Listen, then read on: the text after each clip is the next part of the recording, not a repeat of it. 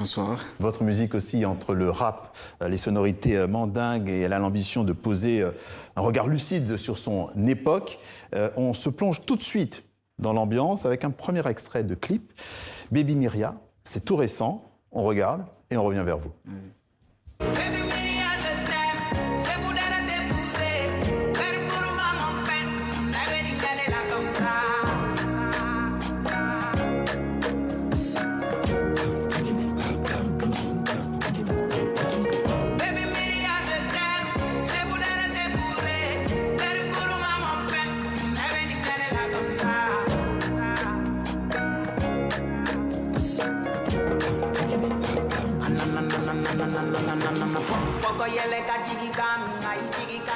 4 millions de vues sur YouTube pour un titre sorti il y a 2 mois. Que raconte cette chanson?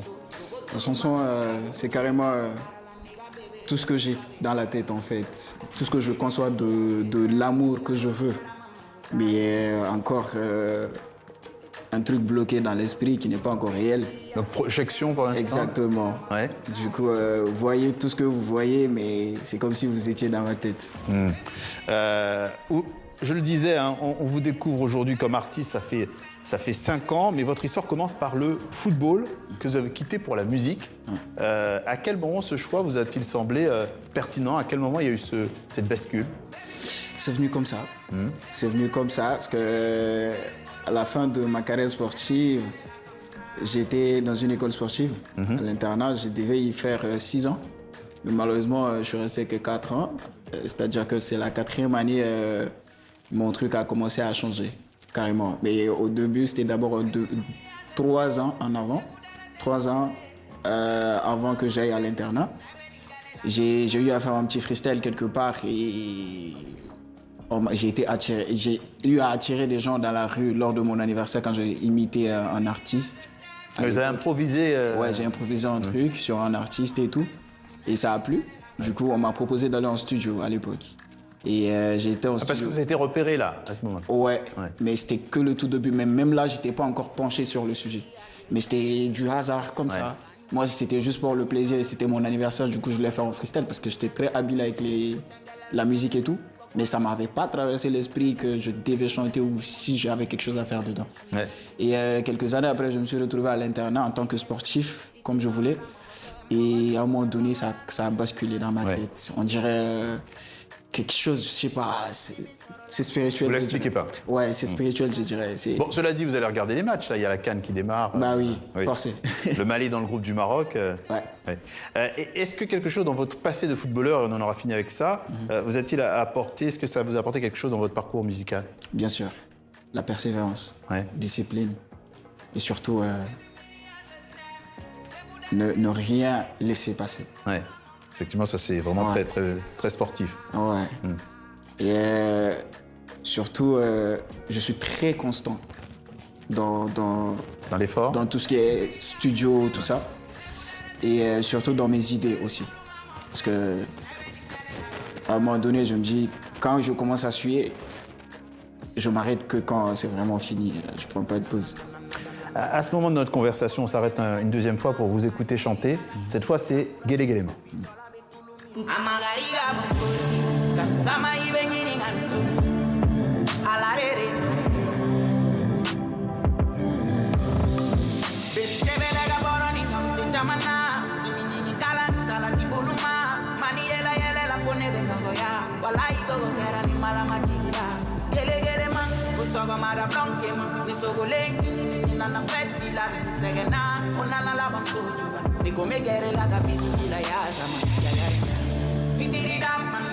Voilà, une rythmique lente et envoûtante. Là encore, de quoi ça parle? Là, ça parle encore d'amour. Parce que je suis un peu dans l'extrême dans ce sens. Et d'où le truc inquiétant en dessous, le vibe et tout. J'explique là encore en fait ce que j'ai envie de faire dans ma relation en tant que telle. Tout ce que je pense qui va avec. Et c'est un peu dans l'extrême comme je l'ai dit, donc c'est pourquoi le son, normalement les instruments, ça va avec l'émotion. Si je dis que votre musique est profondément enracinée dans la culture mandingue, déjà, est-ce que c'est vrai? Et puis surtout, Est-ce que c'était important pour vous de garder ce lien avec cette tradition-là? Bien sûr, tout part de là. Et c'est exactement le mot. C'est la base. C'est là que je puise en fait tout ce que je chante, tout ce que je fais d'ailleurs. Et justement, c'est un peu la différence de... C'est la seule différence que j'ai eue entre le sport et la musique en fait. Dans la musique, je me retrouve... Il y a un sens... En fait, j'ai plus de sens à ma vie. J'ai plus de mission à faire que cette mission, quand justement, je faisais du sport. C'est plus le be yourself. Genre être soi-même. Le devenir soi-même. Ouais. C'est un sujet sur lequel, personnellement, je me suis penché il y a très longtemps chez nous. Disons que je suis celui dans la nouvelle génération qui amène ce qui a été oublié par les jeunes. Parce que, comme on le dit chez nous, si tu sais d'où tu viens, au moins, minimum, tu sauras où tu vas. Où tu vas, très bien. Les deux titres sont peut-être aussi pour un album en préparation, mais en tout cas, ce qui est sûr, c'est que cette collaboration, il y a une collaboration avec Fatoumata Diawara, on a vu passer ça sur les réseaux sociaux. Qu'est-ce que vous pouvez nous dire? Il y a un clip d'ailleurs en préparation. Que pouvez-vous nous dire de plus rapidement, puisqu'on n'a plus beaucoup de temps? Bien sûr. On a fait un son Tunka, qui veut dire immigration.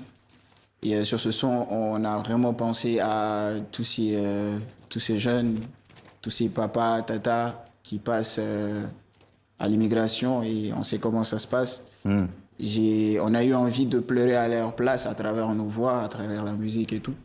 Et du coup, on en est là. Le titre s'appelle, rappelez-moi? Tunka. Tunka, oui. Ouais, chez nous, c'est en bambara. Et ça veut dire? Immigration. C'est un peu ça. Bon, eh bien, on suivra tout ça avec attention. Inch'Allah. Le clip sort à la fin du mois prochain, ouais, c'est ça, hein? La fin du mois prochain. Bon, merci, Malaké, d'être passé par le Journal Afrique sur TV5 Monde. En attendant, on se quitte en musique, évidemment, avec encore un de vos titres, Retour en arrière, Yako, gros succès à vos débuts. Merci. Ouais. Bonne soirée à tous. Merci. Et à demain.